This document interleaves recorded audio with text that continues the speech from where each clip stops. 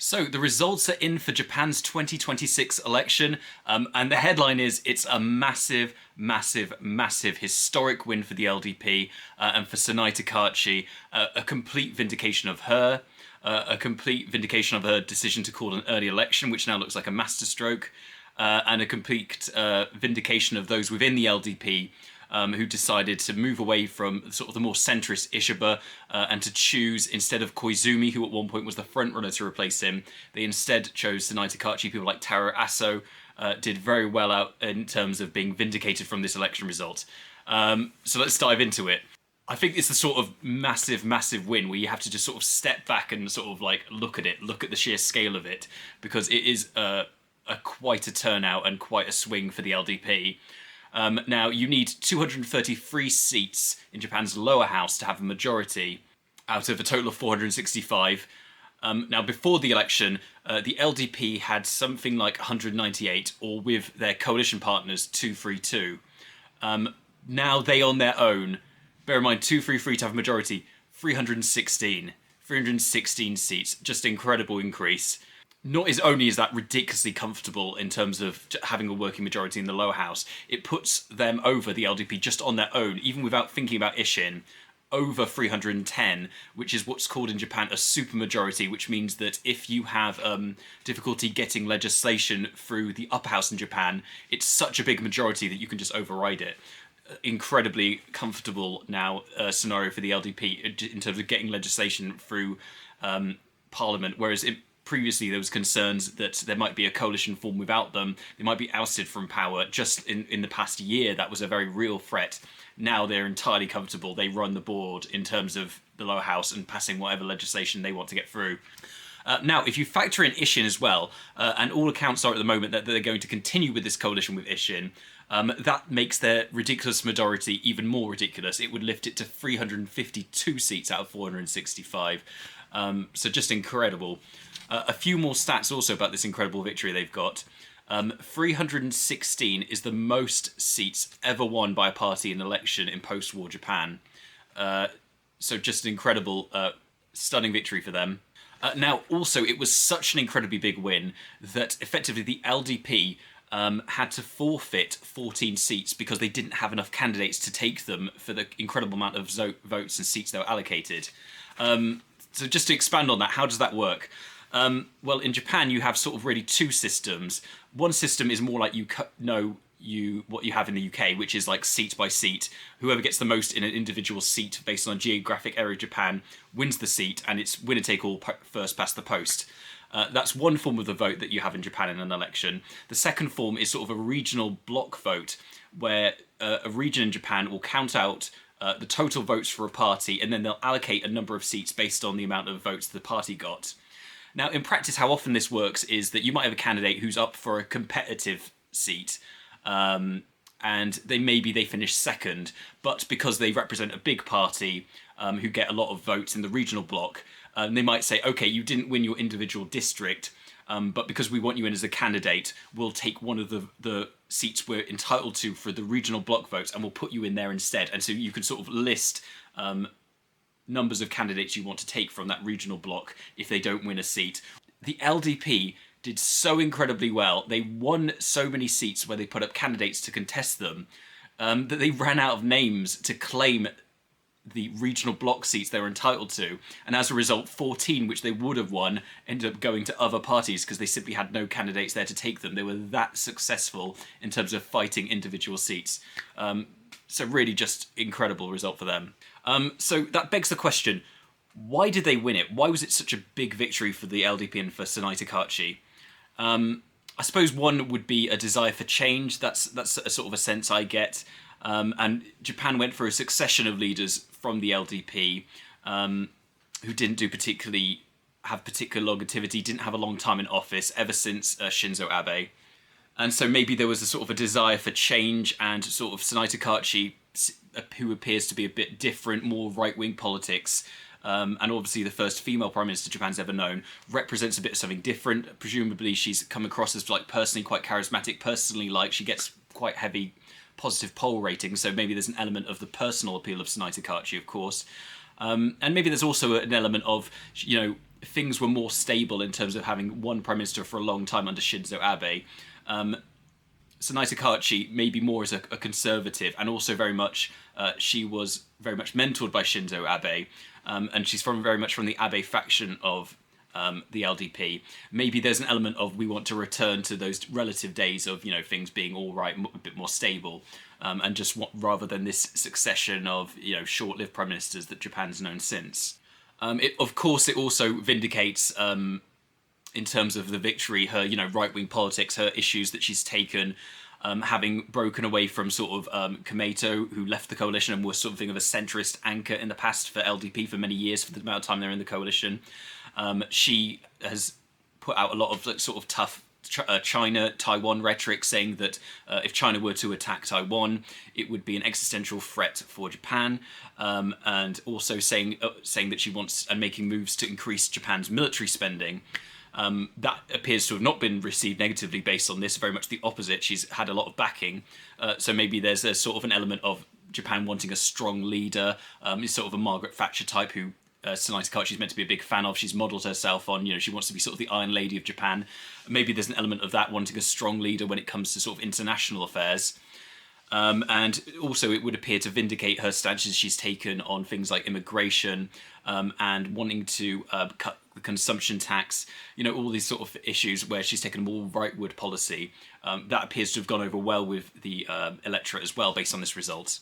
And it's also worth mentioning, often it's very easy to highlight when a candidate does very well and they have a big win like this, but it's also worth thinking about some of the failures that the opposition party have.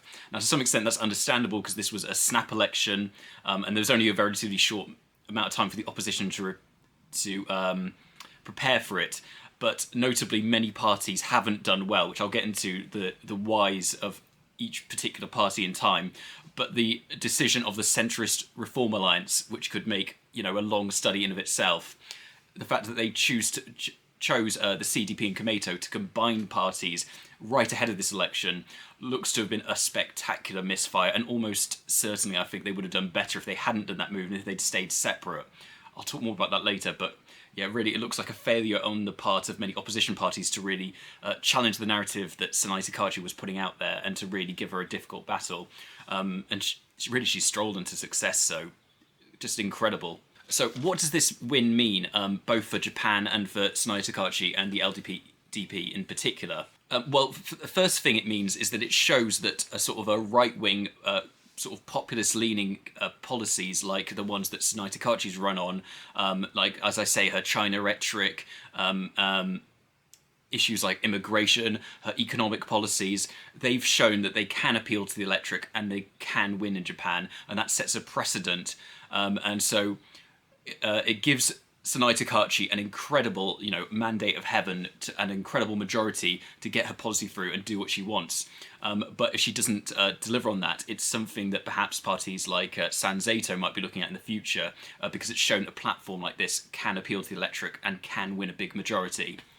Now, what does it mean for Japan in terms of specific policy issues? Well, I think the financial implications for Japan are very interesting, and it'd be very interesting to look at what sort of the bond market and the cost of borrowing government debt will be in Japan as a result of this big win for Sanae Takaichi, and meaning that her economic policies are going to come into play. It means because effectively she's won such a big mandate, she really has ownership of the government, she can do whatever she wants, and that means she's going to have to balance a series of very difficult financial decisions.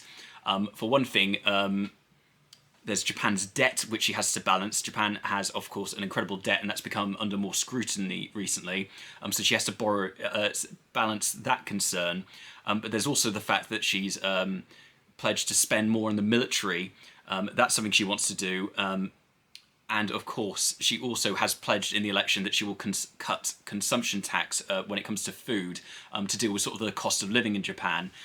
So she simultaneously has to, in order to get that policy through, she has to cut taxes when it comes to the consumption tax, and she has to borrow more, presumably, also, if she's going to be spending more on the military, while also Japan has a debt problem. Now you can see why that balancing those three priorities all at once could be very difficult to manage, and that why perhaps her program has been compared to Liz Truss. Now, Sanae Takaichi is a very different figure from Liz Truss, but that's something to look at, and how she has to balance those multiple factors.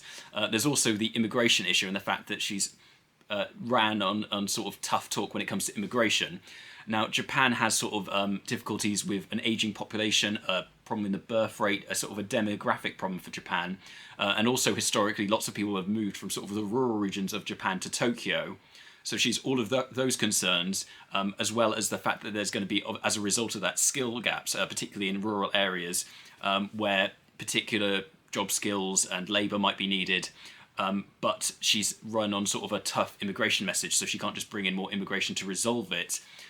So she has to balance the need to, the fact that she's got such a big mandate. She has to follow those economic policies that she's pledged, and also not bring immigration in. So she has to balance all of those concerns, and presumably also maintain a good economy if she's going to want to remain in power come the next election, and keep things going well for the LDP. So that's a lot of difficult, serious demographic, economic problems to address, and so it'd be interesting to see how she goes about tackling that. And as I say, how things like the bond market and Japan's debt will respond to, based on her policies. She ran, of course, as I say, on cutting the consumption tax, and that's in partly in response to sort of a difficulty in cost of living in Japan, and things like specifically the rice prices, the cost of rice being so high in Japan. And so she's going to have to be judged in Japan on, in a term, how she helps sort of ordinary Japanese, how she deals with cost of living, while also generally addressing the economy in particular. She'll have to look at that specifically, and she'll be judged on whether she delivers on that. There's also the issue of the weak yen, which is good for Japan's exports, of course, but as I say, might feed into the cost of living and importing, and also the falling weak yen at the moment, and how it's doing so poorly against the dollar, and whether that will continue to happen during her term, how she looks to address that, well, as I say, balancing all these other economic issues she's got to deal with. These are problems that she's going to have to face during a 5-year term, and as I say, having such a massive majority, she really has nowhere to look. She's got the mandate of having to do whatever she wants, and so that's something for her to balance and think about. There's the immigration issue, as I say, and how that impacts Japan's economy. She ran on very much on sort of a bit of an anti-immigration message, and things like how she wants to deal with the difficulties of people buying up land in Japan, and sort of people behaving badly, tourists in particular, as well as a general sort of message that's tough on immigration. So she's going to have to, at the very least, appear to deal with that. So, as I say, that's something she's going to have to, follow through on, given her big majority. I suppose there's some easy wins there. I mean, when it comes to, for example, nuisance tourists and nuisance streamers in particular, I think that's something that if she can effectively deal with it, and she's talked in the past about setting up a ministry to deal with, tourist behaviour and the problems of over-tourism. If she can deal with that, I think there's a relatively easy win for her there. Because I think nuisance streamers are so widely disliked, I think, in Japan, and I think even among tourists, I think if she was to tackle and deal very strongly with things like tourists who come in and on stream behave for the sake of getting viewers, break Japanese law or behave very badly or act as a nuisance, or people who disrespect or sort of cause problems at Japanese cultural heritage sites, which has happened in the past from tourists, from a minority of some tourists. Obviously, not all tourists behave badly, but there are these sort of big headlines of tourists behaving badly in Japan due to the sheer numbers of people traveling to Japan. However, I think most tourists won't particularly object to that. I think most people, I imagine, won't have a big problem of her being tough, because most people can see it's not good to go into a country and behave disrespectfully and rudely. So if she's tough on that issue, I think there's some easy win and some easy popularity for her to get there if she comes up with a sort of a thought through policy to deal with those issues. And Japan has such high tourism, and there's such high demand to go over there, and in fact so much so they've called it over tourism, that I think that even if she does crack down on bad tourist behaviour, there's still going to be the demand. And as I say, I imagine most tourists won't be put off by that and still will go to Japan. And finally, also there's the issue of surname reform and the LGBT question to think about, and how that's impacted by Sanae Takaichi having this big mandate and now being secure in her place.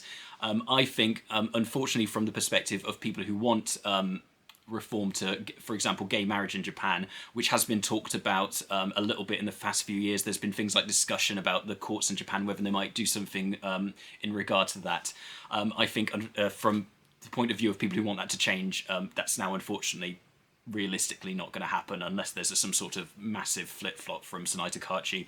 And similarly, you can expect a similar response to surname reform, which is something that Sanae Takaichi has been against for years, allowing couples to change or have separate surnames during their marriage. The most you can expect in that regard is something I believe she's talked about, which is perhaps she might allow people to use their maiden name informally, or allow some recognition of that, even if it's not their legal surname, while they're married. But you can't expect a big sweeping reform to allow couples to have separate surnames, as I say, unless she has a big change of heart on that issue. And finally, I think the issue of the military in Japan is something that might be addressed, and particular the possibility of a referendum to legalise Japan having a formal military. Now, this is something that her, as I say, mentor Shinzo Abe wanted for a long time. It's something he discussed having a referendum on, but never got it through. And given that Sanae Takaichi has won such a big majority at a time when there's sort of diplomatic tensions with China, and also it's a time when there's things like Ukraine, which has shown sort of the difficulty of relying on just, assurances from other countries to rely on that for your security. There's sort of global tension, I think, increased in the last few years. There's things like Trump taking action on Venezuela and sort of unilaterally going in and seizing a world leader. I think all of these things, as well as I say, this big tension with China at the moment, this diplomatic tension, and the fears that they might possibly be a development in terms of China and a move towards Taiwan, I think all of this presents the very real possibility, as I say, and the fact that Sanae Takaichi is currently increasing military spending, and as I say, is a follower of Abe, who very much wanted this. There's a very real possibility that she might seek to address that and change Japan's law to allow it to formally have a military. In fact, I'd almost say, if it's not going to happen now, given the tension with China, the global situation, and that she has such a massive, massive mandate, then I'm not quite sure under what circumstances Japan ever would change that. Despite that, though, it's not quite as simple as, because Sanae Takaichi has a big majority, she can't just run it through the lower house. It's not that simple. There would have to be, a more complicated process. There would have to be a referendum. But Sanae Takaichi appears very popular at the moment. As I say, there are these sort of global diplomatic reasons why she might seek to address that. And she has a big, big mandate. So I think there's a very real prospect that could be addressed during the life of this parliament. So that's something to watch out for very much. So let's go party by party, and LDP, obvious place to start. And as I've said, what more can I add? It's just a massive, massive win for the LDP. They're very much the winner of this election. It's hard to see it any other way. They've done very well with the youth vote. They've completely shown that you can win on sort of a rightward platform, moving away from centrist candidates they've had in the past, like Ishiba and like Koizumi, who they were considering instead of Sanae Takaichi. It's a complete vindication of that decision and the decision to call an early election. And there's just so much potential in terms of where the LDP could go from here. Although, of course, it does put an incredible amount of pressure on them because they have such a mandate and such power to sort of sweep the board. I mean, although they do have a coalition partner in Ishin, there's really no one, at least in the lower house, to stop them. They have this supermajority to get legislation through the upper house. So really, they sort of now is the moment to, it's crunch time for them to deliver, given they've been handed such a miraculous mandate. But lots of potential for them to do whatever they want to do. As I say, they've won 316 seats, up 125 seats. Just a remarkable win for them. And something like, give or take, a 10% swing in both of the votes, an increase in 10% on that 2024 election Ishiba. How things can change in just the space of a year. And a penny for the thoughts of Shigeru Ishiba, who just a few months ago was the Prime Minister of Japan and is now watching the person who he defeated in the 2024 leadership election just sweep and have such a massive majority and put the LDP back on the board. Not only has she regained the majority that Shigeru Ishiba lost, she's brought it very much to the zenith. As I say, the biggest post-war victory that the LDP or any party's ever had. Just remarkable. Next, onto the Centrist Reform Alliance. This could be the subject, as I say, of many, many books, studies of It's just incredible the scale of their defeat and how badly things have gone for the Centrist Reform Alliance. It's really hard to sum up. I mean, 49 seats from 167, down 123 seats. A complete disaster of a result. It's been a terrible decision for them, by all accounts, to come out strong by merging the two parties, the CDP, the traditional a sort of a leftist party and the second largest party in Japan before the merger with Komeito, the centrist Buddhist party, who were just a few months ago in coalition with the LDP. It seems that their decision, despite all on paper the advantages it had to merge and combine their two parties into one, has backfired. Now, on paper, as I say, it gave them more seats to defend. It reduced competition because they weren't competing against each other. It positioned them in the centre, sort of against the LDP. Although in hindsight, maybe positioning themselves as the alternative government and running so hard against Sanae Takaichi when she was so popular. I mean, I'm not sure what else they could have done, but that's not gone well.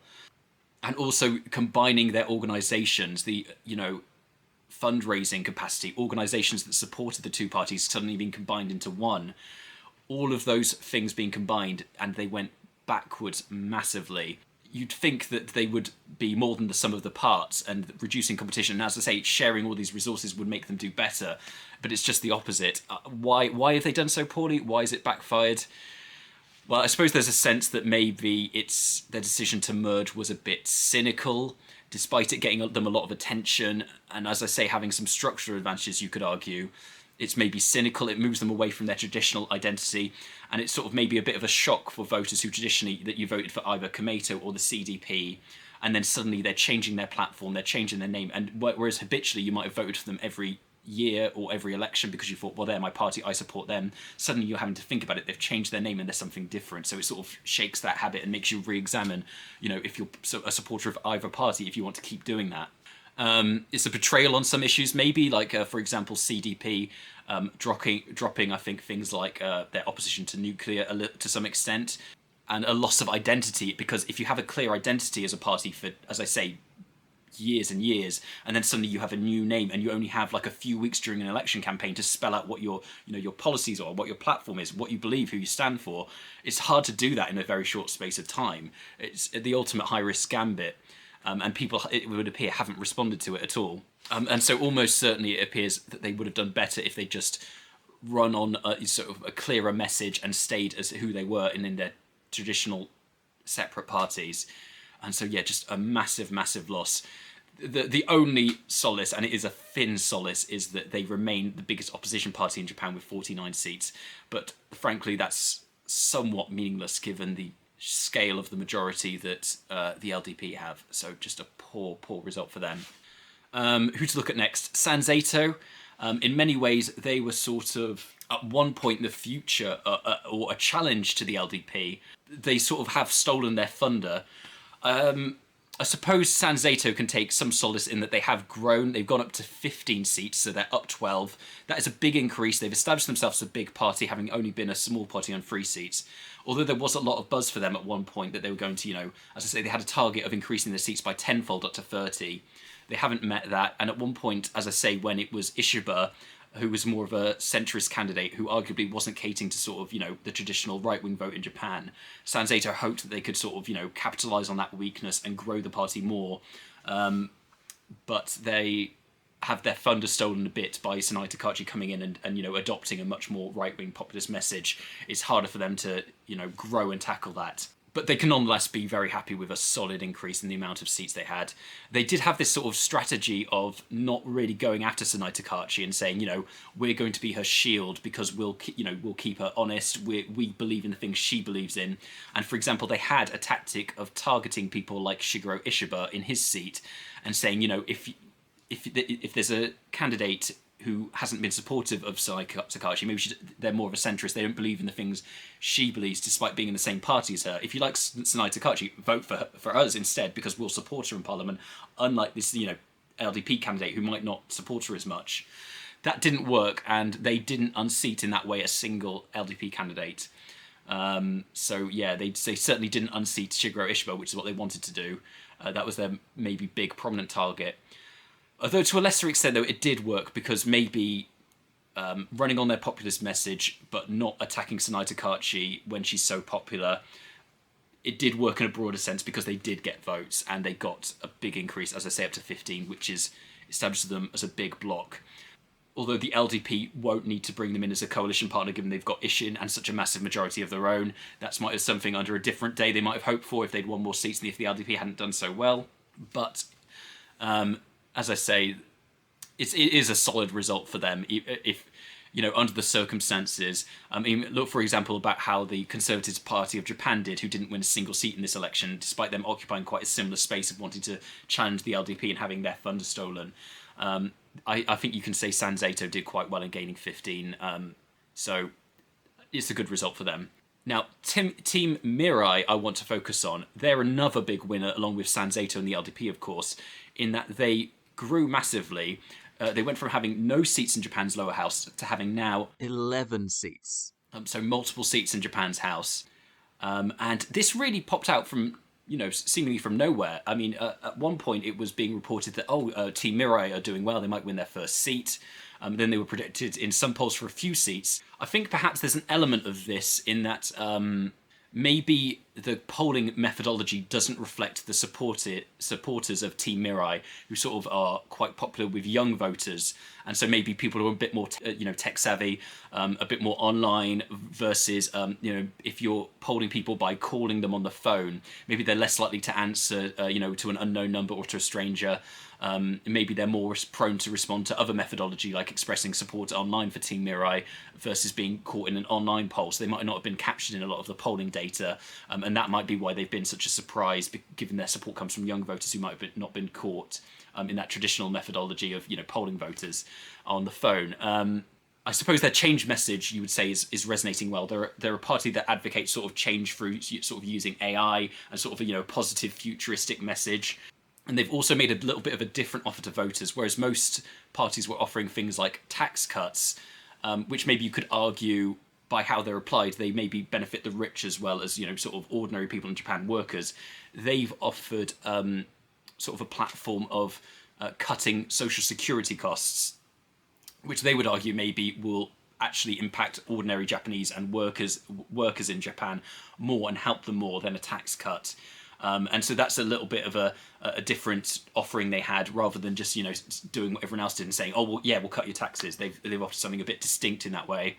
And as I say, their message of running on their AI platform, hope for the future, a bit of something different, a bit of change when there's maybe a little bit of an anti-establishment mood.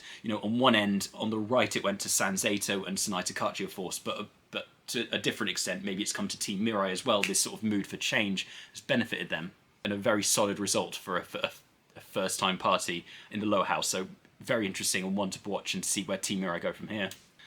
Now, of course, coalition partners. Ishin is one to look at.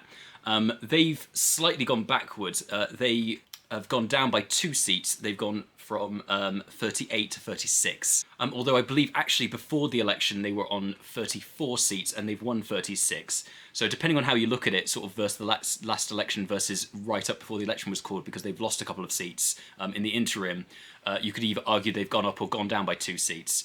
So sort of a respectable result. They certainly haven't run against Sanae Takaichi, given that they're in coalition with her. And as I've said in the past, often minor junior coalition partners suffer from being associated with a party because they can't take all the credit for the good things they've done well, but they take often a lot of the blame, and they're not as free to sort of present their own message.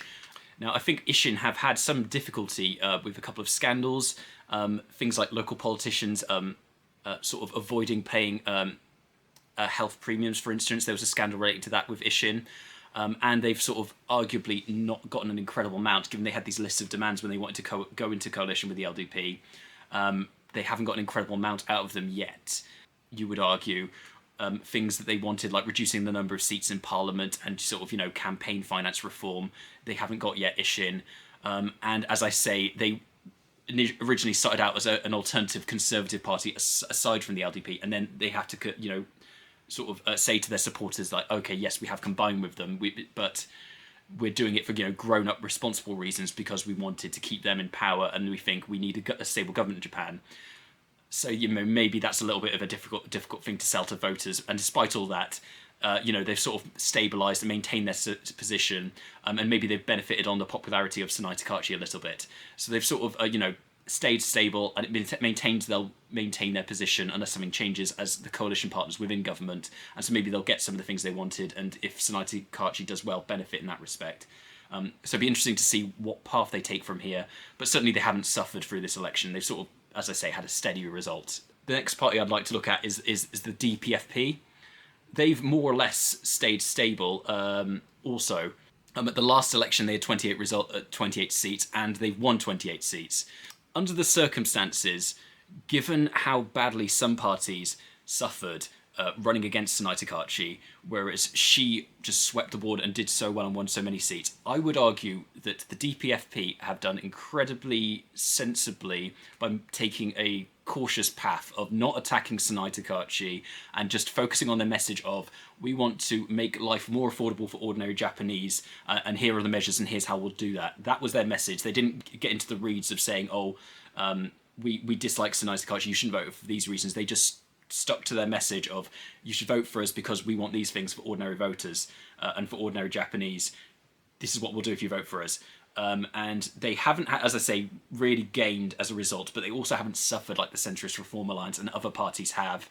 And also, they've had arguably a little bit of a couple of issues. Like, for example, the leader, Yoshiro Tamaki, has had a sort of a marital scandal where he had to step down. He was suspended from his party leadership for a few months. And he had this scandal where he said... he made remarks in English about why his party weren't appealing to female voters as much, which was seen as a bit controversial. So he's had a couple of difficulties, but despite that, and despite running against a candidate like Sanae Takaichi, who was so popular and swept the result in such a way, he's not lost any ground like many of the other opposition parties. And so I think his approach of not attacking Sanae Takaichi and just staying on message, given it was such a short surprise campaign, was quite sensible. And he's not gained, but he's also not lost. So I think he's done reasonably well, and have shown just what a survivor the DPFP is, because they've done reasonably well in the last few elections, despite having some difficulties, as I say, along the way. So I think the DPFP have really done reasonably well. Next, I want to talk about the Communist Party. They've not done well, and as I say, they've continued to do quite poorly in the last few elections, and the drift of losing seats and not having good results has continued for the Communist Party of Japan. They've gone from 8 to 4, so they've halved their amount of seats. They've gone down by 4. And so it's just concerning. I mean, the left in Japan in general hasn't done particularly well in this election. I mean, depending on what you consider Team Mirai to be precisely. It's just a continued drift for the Japanese Communist Party, and I believe their vote tally of only 4 seats is the lowest amount of seats they've had in the House in decades. So just a really bad result for the left in Japan, a bad result for the communists, and just sticking to their brand of in this election of where they've drifted in the past. Their organisation hasn't done particularly well, and they've just continued to diminish and reverse snowball and get smaller and smaller, the Japan Communist Party. So it's difficult for them. I mean, unless there's some sort of situation where Sanae Takaichi during her term does very badly, has a number of problems, and there's sort of a switchback where Japanese voters move towards the left. I can't see quite how things don't continue to the drift unless they come up with some sort of new solution or new offering to the Japanese voters, because it appears what they're offering up, it just isn't working, and that traditional brand of calling themselves the Communist Party, it appears, is just not getting through to voters and is not appealing. And while they have their element of traditional support, in the last few elections, they've just, as I say, they're continuing to drift, to lose support, and they're not doing anything to pick up momentum. Even the emergence of a new sort of a right-wing populist threat in Sanseito, and the Conservative Party of Japan, that you might have thought that might revitalise them a bit, it would give them something to run against. Well, their views and their sort of positioning as a right-wing populist party has been effectively taken by Sanae Takaichi as well when she got leadership, and she's used it to win a massive election. So really, the communists need to sort of do a better job starting to find fault with this platform, these sort of right-wing populist platforms, and find a way to run against it and pitch themselves as the alternative. As I say, barring a sort of a very bad, parliament for Sanae Takaichi and a pushback from that where things drift back towards the left, they need to come up with some sort of new identity or a new way to combat this rise of right-wing populism in Japan and to sort of grow their brand and grow their popularity if things aren't going to continue to drift like this. In a similar vein, it's been an even worse result for Reiwa. Now, the Reiwa party have gone from 9 seats, and they were previously, appeared to be the only sort of a left-wing party in Japan that was growing, in the last couple of elections. They've gone from 9 down by 8 to only 1 seat, and I believe that 1 seat, it's one of those that the LDP didn't have enough candidates in their list to take up, and so effectively they might not have even got that if not for that situation. Just a very, very bad result for them, and it's interesting to think what it says about the general state of left-wing politics in Japan. If there ever is a situation, I mean, it's hard to imagine, as well as Sanae Takaichi does now, that generally it seems that things drift in politics. It's hard to imagine that there will always be an incredible wave of support for the right in every single election to the point where there's no room for any sort of left wing, where the left wing always do as badly as they have done in this election. You think at some point there will be some sort of recovery, but it's interesting to think if it will be a new party that does that, if perhaps the Centrist Reform Alliance, if it stays the Centrist Reform Alliance, will drift back to the left a bit, or if it will be Reiwa or the Communists, or if some new party will emerge to take it. But at the moment, things appear to be very, very bad for the left-wing parties in Japan. A big factor in this, of Reiwa doing so badly, of course, has to be the fact of, unfortunately, the health problems facing their leader, Taro Yamamoto, who, although he's still stayed on as the leader of Reiwa, and so that probably has had a big impact, given he's such, a big personality, a sort of high profile, a former celebrity actor who's leading the party, and it's so much associated with him having founded it, and his personality and his following. So him taking that step back presumably has had a big impact in why Reiwa has lost the momentum it had previously, where it was sort of making steady gains and putting its name and brand out there as sort of the left-wing alternative in Japan, the only left-wing movement that until recently was growing. And it's just such a massive step back for them, 9 to 1 seats. So interesting to see where Reiwa goes from here, but that is quite the setback for them and a dramatic loss. Finally, you have to talk about the sort of situation with the Conservative Party of Japan. Now, as I say, there was this big fallout where Naoki Hayakuta, the leader of the Conservative Party of Japan, had this sort of split with sort of the Nagoya faction, the Nagoya politicians who brought a lot of support into the party. Now, they've split off and merged with other politicians to form a party called, I believe you'd call it the Tax Cut Alliance, or the Yukuko Alliance, or Tax Cuts and Yukuko Alliance. They merged this party with other politicians in Parliament, as I say, this Nagoya faction of the Conservative Party of Japan. That faction, which had 5 lower house seats going into the election, they all bar one, who I believe is the mayor of Nagoya, who was such a big figure in the Conservative Party of Japan, who split from the party. They've all lost their seats apart from the former mayor of Nagoya, who's maintained it, I think, presumably because of his personal popularity and his strong backing in Nagoya that he has going back years. That is presumably why he's held that seat. And so that's an interesting one to watch, given that he now has just a seat on his own. So the party of the Tax Cuts Alliance has just 1 seat. So it'll be interesting to see what he does. Will he just carry on with his brand, given he's got personal support in Nagoya and might be in a position in the next election to maybe try and defend that? Will he try and grow it and bring in other politicians under the Tax Cuts Alliance, or will he merge into something? It'd be interesting to see what he does from here. And of course, the Conservative Party of Japan, which, as I say, did not pick up a single seat in the lower house. It did get some votes, of course, but it'd be interesting to see where Naoki Hayakuta goes from here. He had that big breakthrough in the last election where he won 3 seats, as I say, as sort of a challenger flanking the LDP on the right. But now he's back into a position of having no seats. And so he does have still a big personality, Naoki Hayakuta, and an online following. So it'd be interesting to see what he does and where he goes from here. But yeah, that really finishes rounding up the parties, everyone, and hopefully gives you a brief impression of how each one has done, who's sort of won, who's lost out of the election, and where support has gone and where support has been lost. But it's going to be a very interesting time in Japanese politics, as I say. Headline, of course, big vindicating win for Sanae Takaichi, and shows just how popular she is at the moment. But it's very interesting to see how that popularity does. Can she put it into the positive action and deliver on her agenda, as I say, because now she's got such a massive mandate. she's got to follow through on it and actually deliver. But she certainly has the ability to do so, given the amount of support and the amount of seats she has. So it'd be interesting to see what she prioritises first, where she goes from here, and what she's able to get done. Is certainly going to be an interesting next few years, watching her and seeing what course of action Japanese politics and the Japanese Parliament takes. But yeah, thank you so much for listening, everyone. This has been the Japan Politics Podcast. Sayonara, goodbye.